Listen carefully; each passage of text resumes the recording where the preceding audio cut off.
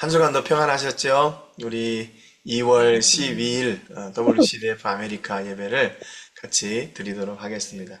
우리 예배를 위해서 우리 최재혜 사모님 기도해 주시겠습니다. 기도하겠습니다.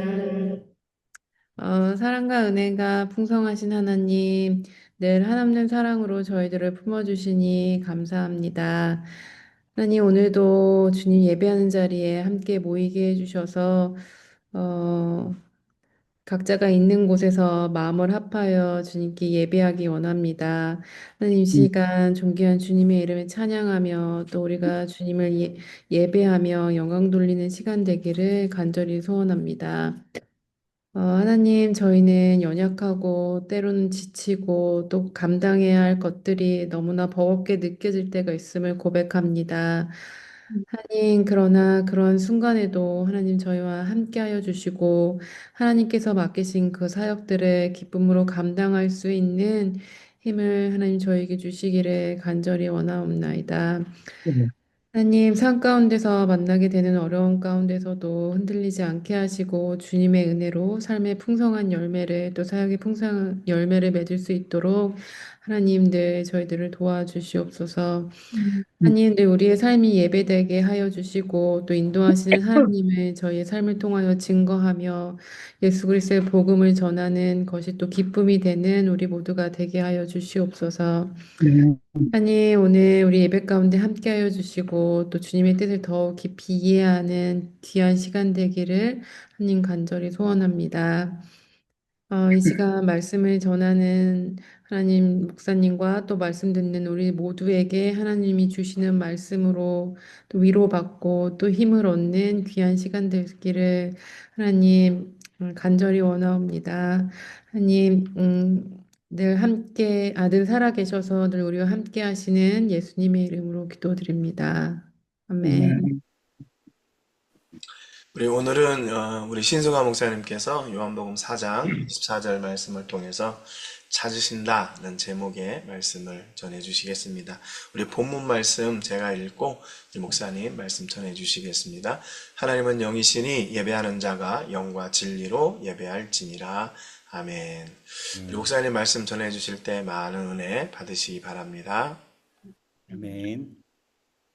오늘은 요한복음 4장에 사마리아 그 여인의 사건을 통해서 예수님이 우리에게 원하시는 것이 무엇인지, 그리고 또 우리의 마음들을 다시 한번 살펴보고 또 말씀으로 나아가는 귀한 시간이기를 예수 그리스도의 이름으로 축복합니다. 오늘 요한복음 4장의 이 사마리아 여인은 아, 이게 잘 들리나요? 네, 아, 네. 사마리아 여인은 우리가 잘 아는 사건입니다. 오늘 예수님이 사마리아 그 야곱의 우물가에서 한 여인을 만나시고 그 여인의 문제에 예수님이 깊이 개입하여 주시고 결국 예수님을 만나고 그 여인의 삶이 변한 이야기가 오늘 요한복음 4장의 이야기입니다. 근데 저는 오늘 요한복음 이 4장이 시작되는 장면을 먼저 우리가 함께 살펴보고 오늘 장면을 보면 좋겠다는 생각이 듭니다.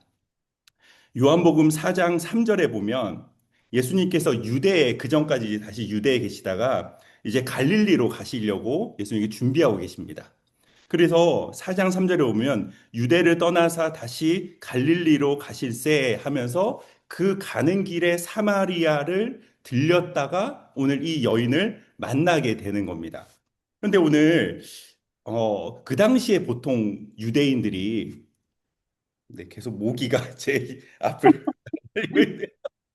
모기와 네, 모기가 아프면 모기가 있어요.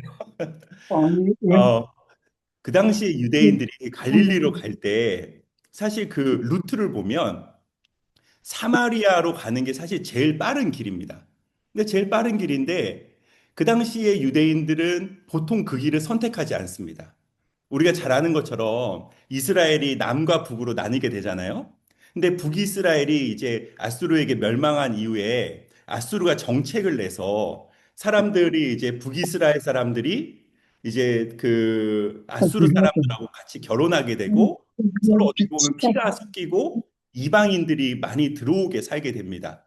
그러니까 남유다에서 봤을 때는 이 북이스라엘이 멸망한 이후에 이 사마리아 쪽은 굉장히 불결한, 그러니까 피가 섞이고 전통적인 유대인들이 아니고 하나님의 백성들이 아닌다는 생각을 하게 되고 심지어 이 사람들을 이방인으로 생각하게 됩니다. 그러니까 이 사마리아를 통과하는 것은 굉장히 사실은 가까운 길이지만 나 그렇게 가지 않고 유대에서 다시 갈릴리 쪽, 그 요단강 쪽으로 내려가서 그 요단강 쪽으로 조금 돌아서 갈릴리로 가더라도 나는 그렇게 가겠다라고 하면서 갔던 길입니다. 그런데 오늘 예수님께서 유대를 떠나서 갈릴리로 갈 때 사마리아로 가시게 됩니다.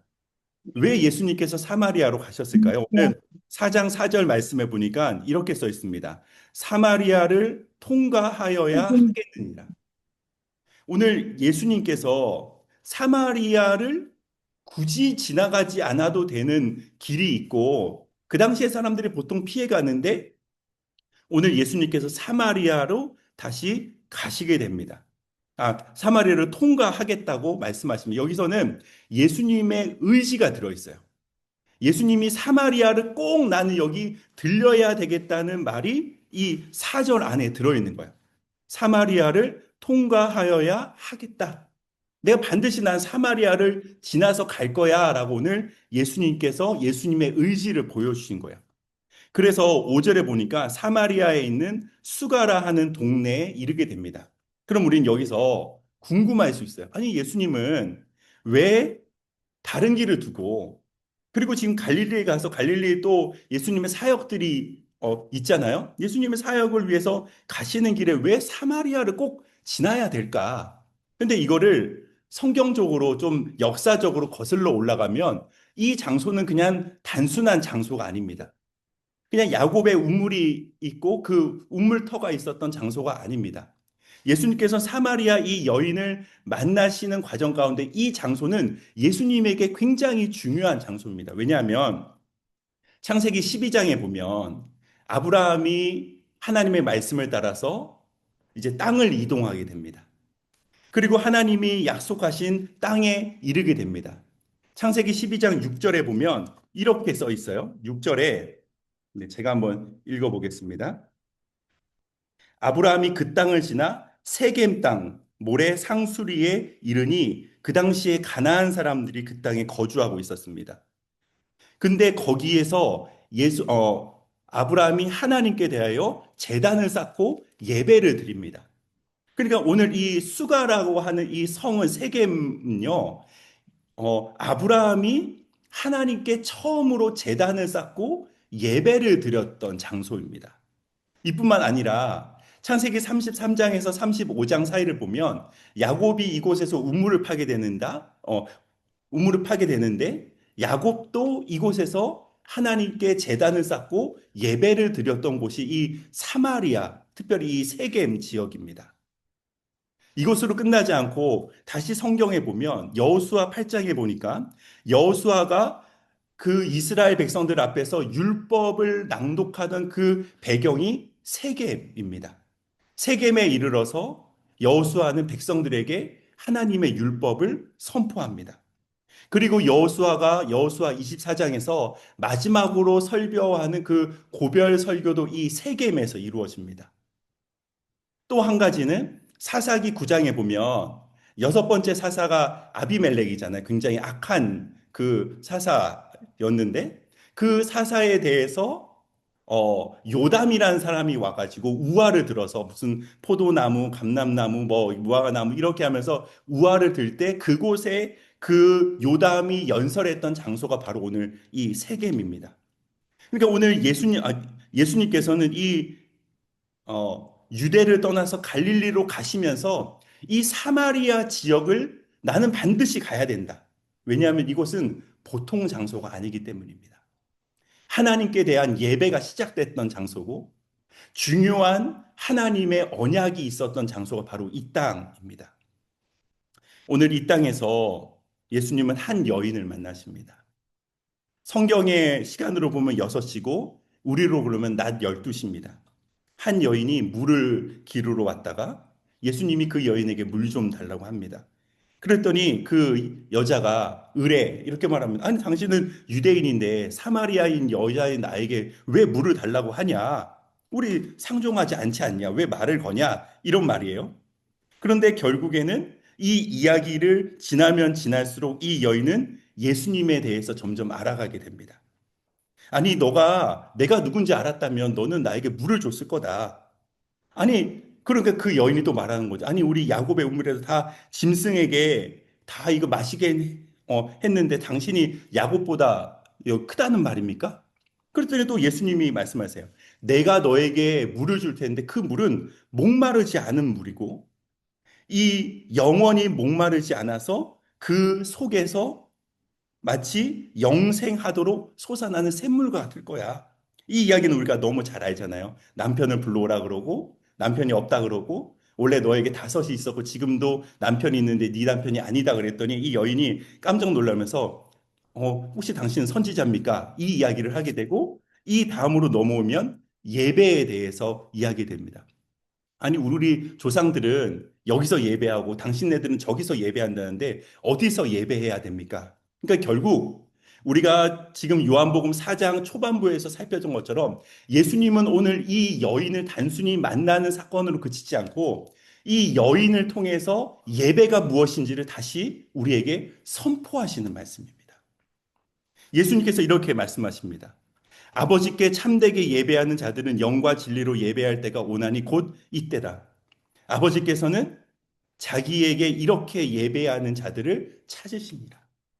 오늘 예수님께서는 이것도 아니고 저것도 아니고 예배의 장소는 진리의 영이신 성령으로 예배하는 그곳, 하나님을 만나는 그곳, 그곳이 바로 예배의 장소고 우리는 그렇게 하나님을 예배하고 하나님은 그렇게 하나님을 찾는 자들을 찾고 계신다고 말씀하고 계십니다.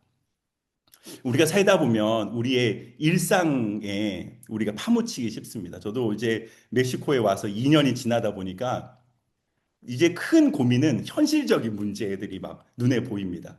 어떻게 살아야 되지? 아이들은 학교를 어떻게 보내야 되지? 뭘 해야 되지? 어떤 사역을 시작해야 되지? 이러면서 어떻게 보면 우리의 시선이 계속해서 눈에 보이는 것들에 돌아가기 쉽습니다. 마치 사마리아 여인이 물을 뜨고 당장 물을 떠야지 마실 물이 있고 당장 내 옆에 남편이 있어야지 나도 먹고 살 수 있는 그 당시의 사회 환경이고 어떻게 보면 삶의 모든 것이 영적인 것보다 육적인 것에 치우쳐 있습니다. 그때 예수님은 그 여인을 통해서 본질이 무엇인지 하나님이 누구신지 하나님이 당신을 얼마나 찾고 있는지 그리고 그 하나님은 오늘도 예배받기를 얼마나 원하시는지 오늘 이거를 사마리아 여인을 통해서 우리에게 다시 말씀하시는 것 같습니다. 오늘 이 여인의 삶이 근본적인 문제가 해결되니까 나머지 부수적인 문제는 쉽게 해결되는 걸 보게 됩니다. 남편의 문제, 자기가 사는 문제, 사람들의 시선을 피해서 지금까지 살았던 자기의 삶의 문제, 예수 그리스도를 만나니까 이 모든 것은 한 번에 해결이 됩니다. 오늘도 예수님이 우리에게 원하시는 것 있다면 그것은 바로 예배라고 생각합니다. 하나님은 오늘 우리가 예배 드리기를 원하십니다. 이걸 다른 말로 하면 하나님은 오늘 우리를 만나시기를 원하십니다. 우리에게 말씀하시기를 원하십니다. 하나님은 우리의 마음을 다시 너 본질이 뭐야? 너 그 안에 있는 내 마음이 너 마음으로 전달됐어? 오늘 마치 하나님은 계속해서 하나님과 교제하는 것이 우리의 인생의 그 어떤 문제보다 중요함을 오늘 이 여인을 통해서 오늘 이 사마리아에서 지금까지 드렸던 모든 예배가 어떻게 보면 하나로 모아지는 곳, 이곳에서 예배를 확장시키십니다. 영의 성령의 진리를 진리의 성령으로 예배하는 자들을 나는 오늘도 찾고 있다. 우리가 무엇을 했기 때문에 무엇을 하려고 우리를 시키시려고 하나님 우리를 부르신 게 아니라 성령으로 진리의 성령이 결국 우리에게 예수님을 증언하고 있습니다. 오늘도 예수를 바라봐라. 오늘도 예수를 주목해라. 오늘도 예수를 너 마음으로 가득 채워라. 오늘도 예수가 너의 삶의 주인이고 왕임을 고백해라. 오늘도 내가 이 땅을 짓고 내가 온 땅을 다스리는 창조자, 구원자임을 기억해라. 오늘 우리의 마음이 오늘 예수님으로 가득 차기를 축복합니다. 우리의 마음 가운데 하나님이 오늘 원하시는 것, 예배하는 것, 진리의 영으로 결국 우리와 만나길 원하시는 예수님의 마음, 또 하나님의 마음이 오늘 요한복음 4장에 그대로 들어있는 줄 믿습니다.